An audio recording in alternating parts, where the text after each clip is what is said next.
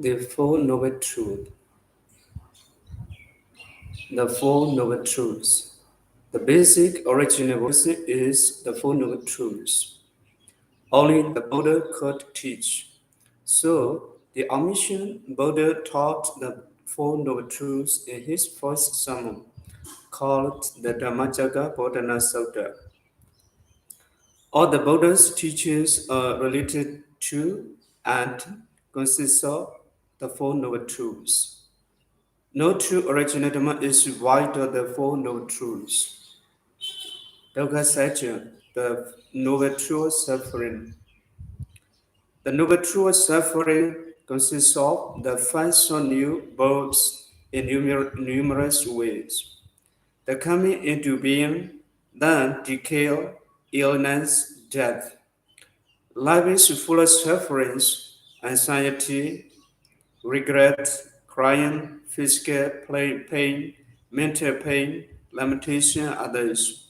Moreover, conjoining or meeting with and left hateful person or objects, not joining or dissociation with the loved ones. Loved objects are dukkha, suffering. In brief, the five groups of existence of grasping are dukkha. The compassionate Buddha declared that even mundane, orderly pleasures or happiness, much loved by unkind animals together with jhanic happiness of the Brahma world, are dukkha. They are called temporary joys and they are dukkha. As there are several dukkha in all the worlds, one can briefly note and study the main types as follows. 1. Ordinary common suffering called dukkha. Second, things existence are always impermanent and always changing. Vibrimana dukkha. 3. Things existence are always conditioned and components. Conditioning suffering. Sankhara dukkha. The first type, the dukkha, can be seen and studied. Both decay, illness, death, association with the unloved, separation with the loved, dissatisfaction, anxiety, crying, physical and mental anguish, sorrow, etc., are collectively termed dukkha. The second type, the Vibrimana dukkha, reveals all us, even the highest worldly pleasures and the best happiness cannot last long. Sooner or later, pleasant things and good experiences change. When things we like change, we feel pain, sorrow, worry, publicity, etc. This separation change is collectively termed Vibrimana dukkha. The third type, the Sankara dukkha, teaches us like this. The technical term Sankara means all things are conditioned by factors and causes, which signify mind matter. These materiality, feeling, perception, volitional activities, consciousness, being always formed in group, are grasping aggregates. There is no soul or person. Only the quick changes of these five khandha sankharas constitute sankhara dukkha. In fact, when five khandhas arise, there are so-called beings. Yet, basically, all these khandha grasping groups are in a state of flesh, in tremendous changes. Thus, impermanence is suffering, instability is suffering. Since dukkha satya is the basic fact of all lives and existence, it must be noted and understood clearly. If and when the truth of suffering is practically know with insight wisdom, one also realizes the true or the cause, origin of suffering, the true or the sensational suffering. The way to the sensational suffering are also known clearly. Therefore, it is crucially important to see to which all express dukkha satya in detail to win the whole truth. Dukkha is the basic to know and to overcome in this very life. Samudaya satya, the true or the cause or origin of suffering, according to the viewpoint and realization of real noble persons. All kinds of disharmony, anguish, uneasiness, suffering are caused by first attachment to each and every item of five sensual pleasures. Second, attachment to life, existence due to the belief in eternalism. Three, attachment to nihilism or annihilationism. Thus, in 31 planes of existence, these three lives create birth, death, and rebirth again. Tana means lust, greed, attachment, liking, taking delight. Thus, it causes to create births in many planes of existences. Rebirths have to appear causal Tana. The function and the scope of Tana is full of variety and spheres. Attachment towards five sensual pleasures, worldly things, world status, rank, power, etc.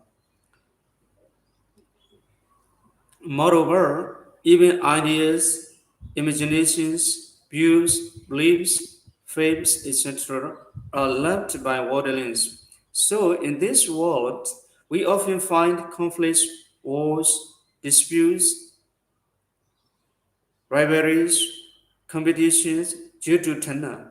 Tana causes dukkha. This means publicity, complexity, doubt, confusion, problem in life.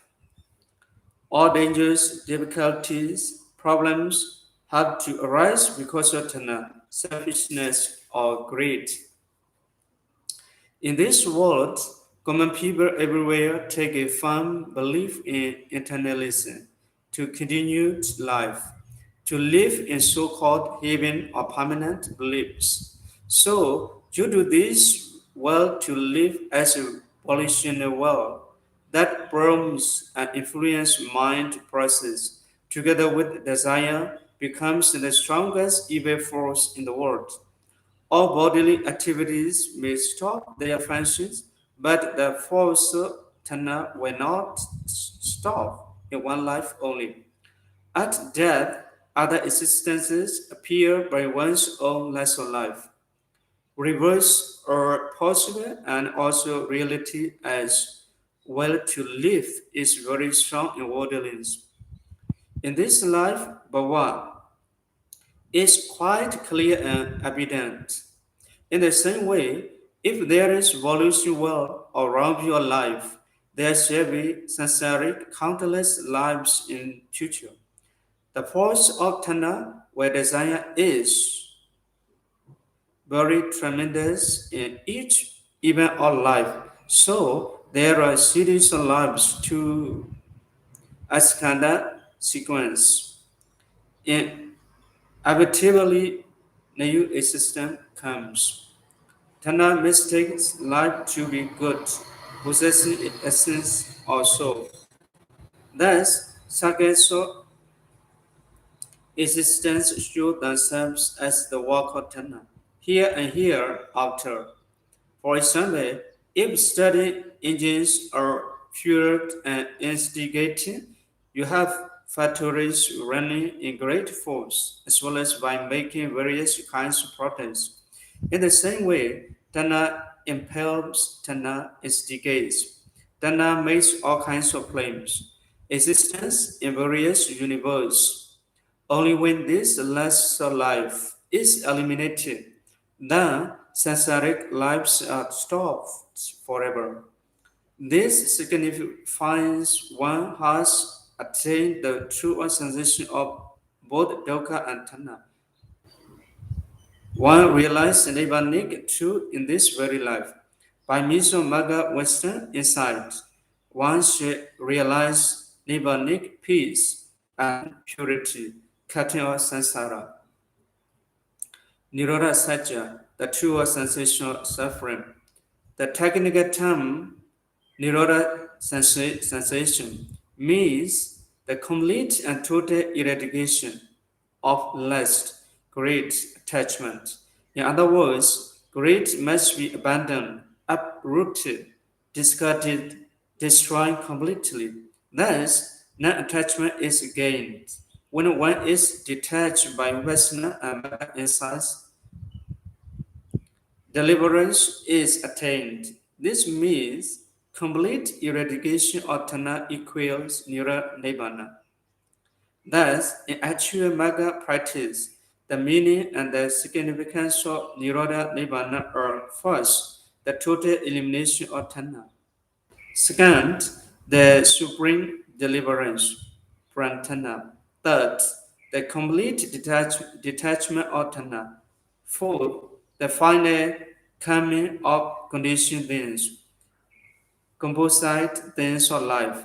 Thus, total abandonment of Tanha is the eradication of Tanha. Significantly and practically, Nibbana means the ending of greed, evil, and delusion. The state of complete moral and spiritual purity as defilements are eliminated. And this also means the complete abandonment and destruction of all conditioned beings, technically termed sankhara or sankhata. State opposite is the asankhara or asankhata state. The unconditioned, supreme, pure, stable, permanent state. Asankhata is Nibbana. Nibbana is asankhata state of supreme calm and nobility. Worldlings are used to giving attachment to all or none one of the five grasping groups. They often do not see the full noble truth as the lesser life is very strong. Therefore, five grasping kanda groups must be given up. Non-attachment must be done. Complete abandonment is the goal of life. As this state alone is the sensational suffering, hence all series of lives, all kanda process cease. Becoming being is totally stopped. Therefore, the elimination of becoming being is Nibbana. There are no elements of four great becomes, namely earth, water, fire, wind, in the noble supreme element called Nibbana Dhatu. Since this is truly everlasting peace and purity, in the state of the unconditioned, there is no length, breadth, roughness, softness, good or bad, names, terms, form, sign, and symbol here. Nibbana has no location, so it is not this world, not that world.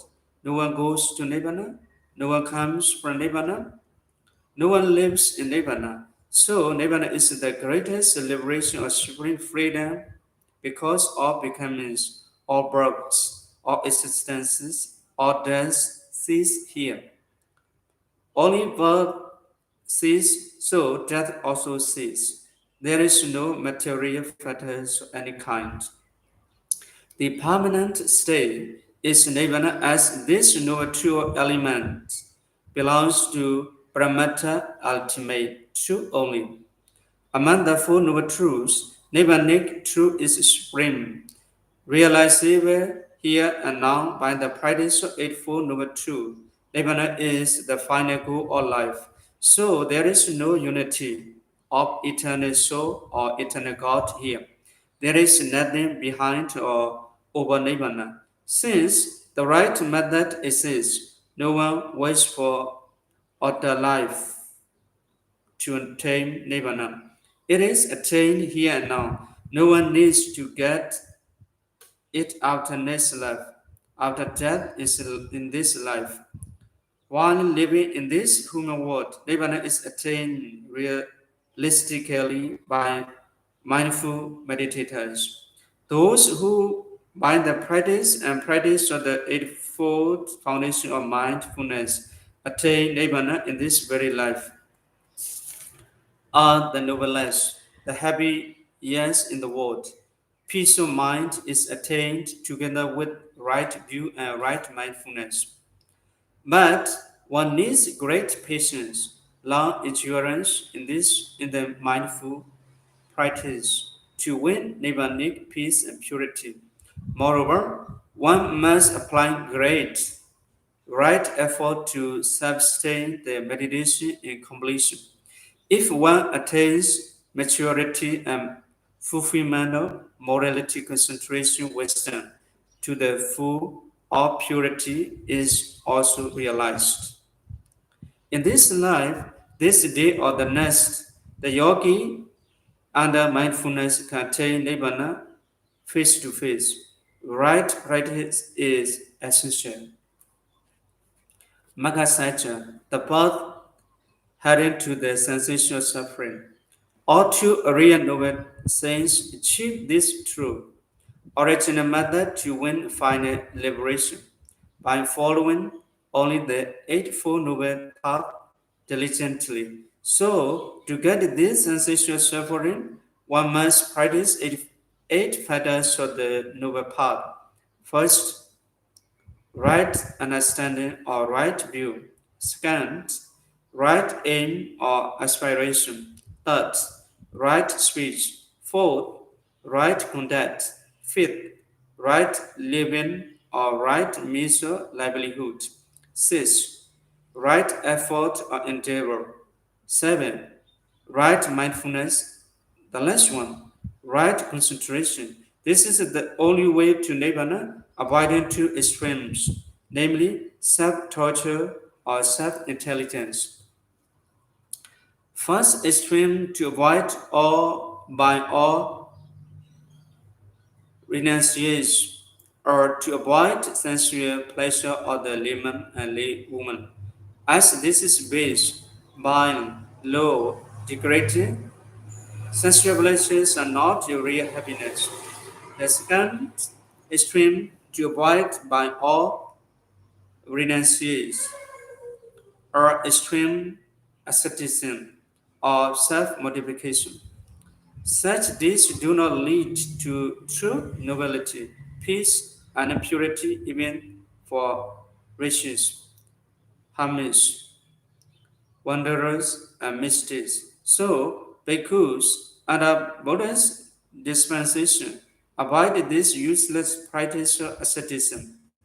These practices do not lead to nirvanic peace and purity. Avoiding these two extremes, the true bhikkhus follow the path of moderation and peace as taught by the Buddha in his first sermon. This path brings complete liberation, sanity, morality, fulfillment. All Buddhas teach this eightfold noble path to win true everlasting happiness for all. In essence, all the Buddha's teachings center on this middle path of sanity and sanctity, so that this noble method alone is the true original teaching of the omniscient Buddha. The essentials and main points came from the practice of these eight secret fetters in the only noble way.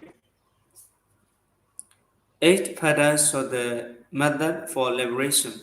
Samavacha, right speech, means we must speak truthfully, avoiding lies, harsh speech, slander, frivolous talk, backbiting, speech connected with grudge, abusive words, decisive words, and other false speech. In daily life, useless talk is very harmful. Slanderous words bring disunity, disharmony, conflict in social and political affairs. Kamanta. Right contact means we must avoid killing living beings, stealing, sexual misconduct, even dishonest dealing and lawful sensual pleasures must be shunned because they lower and downgrade the state of human being, which means failure to attain peaceful and noble life. Moreover, the transgressor violate civilized custom and tradition of good society or a nation. So, right action must be practiced by avoidance. Sama right living, right measure livelihood. This means and signifies the crucial importance for both vehicles and latin. One must avoid any living by telling lies, by killing animals, by selling poison, intoxicants, harmful dress, arms, ammunition, etc. These trade and commerce are harmful, dangerous, and ethical in the true original Dharma teaching. By avoidance, one's life is pure. Noble living is gained. No one should harm another in trade and commerce.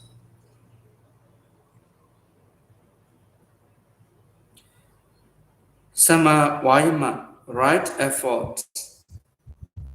In the noble path, right effort means effort to prevent evil, low thought, word, and deed. Effort to eradicate the evils that has arisen. Effort to give rise to rising good virtues. Effort to continue to develop these good virtues that have arisen. Note right desire is essential. Samasati, right mindfulness points out or to keep watchfulness, mindfulness, bear awareness on thoughts, words, deeds, main and minor movements. Insight as all of us have bodily features with consequent suitable vibration, waves, changes.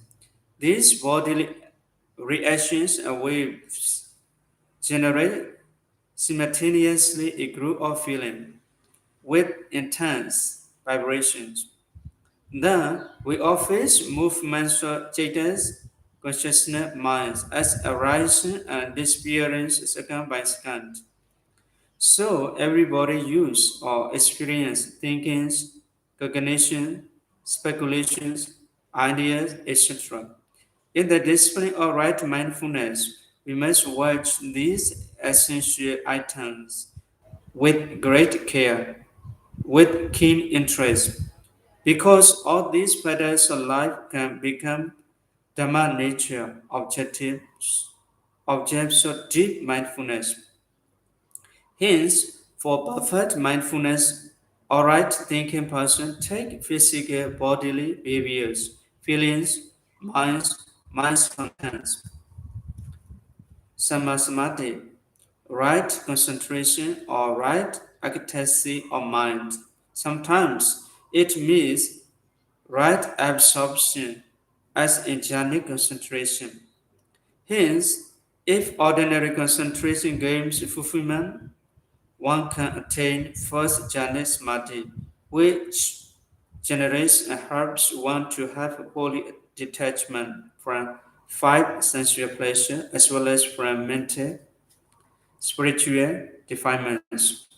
Particularly at such secret movements of spiritual development, one discusses or reaches for a long time wrong thinkings, lustful thoughts, harmful thoughts, laziness, worry, flaring, wandering, doubt.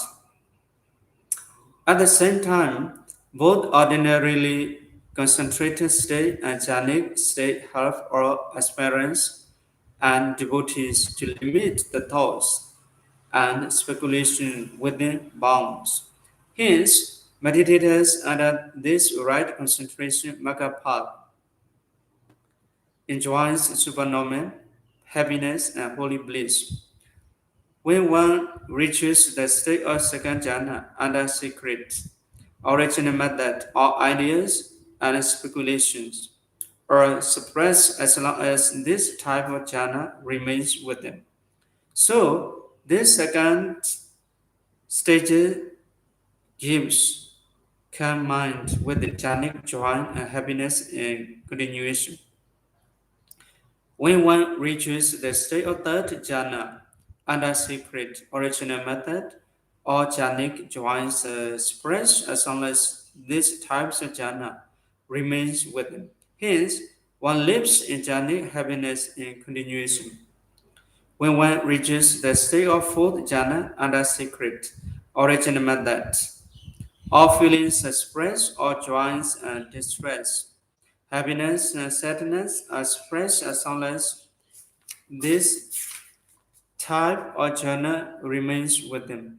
Thus, one lives, one lives in jhanic equanimity, state of mind here and now.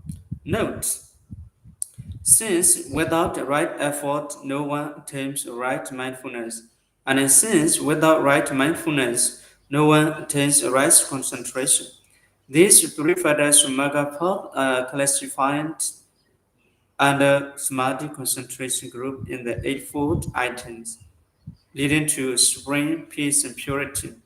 Calmness of mind is essential both in mundane and supramundane affairs. In the case Samasankappa, right aim or right thinking, one must sacrifice self-interest or selfishness. By this means, one must extend thoughts of loving kindness to all living beings without discrimination. Also, cruelty and harmful thought must be banished as much as one can. In the case of samadhi, right view or right understanding, one must watch and know too fully the realities of life, internally and externally.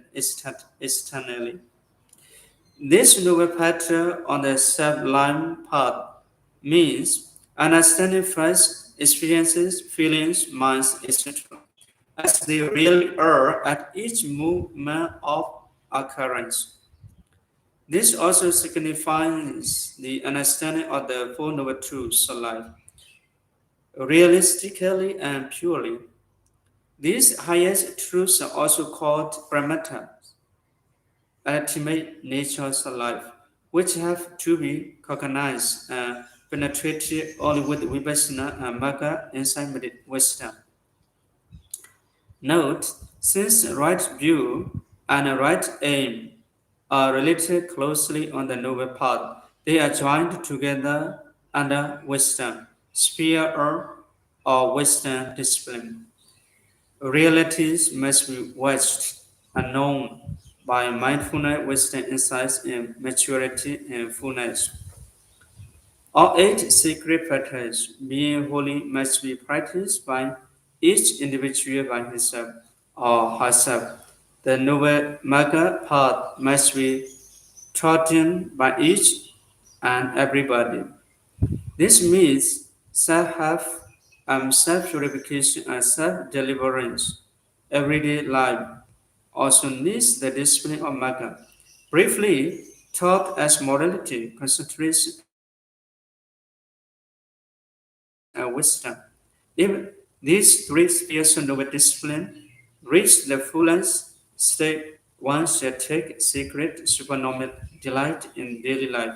So, Eightfold Noble Path brings to all persons of goodwill, patience, tolerance, endurance, the unique bliss of calm happiness, freedom, fulfillment, wholeness. This means practically the realization of Nibbana in this very life. What I write is now are the Four Noble Truths taught by the Lord Buddha. This teaching is very important in the Buddhism or in the teachings of the Buddha. I hope after listening, what I mean, reading this Four Noble Truths, you will get again some knowledge about Four Noble Truths. Thank you for your listening.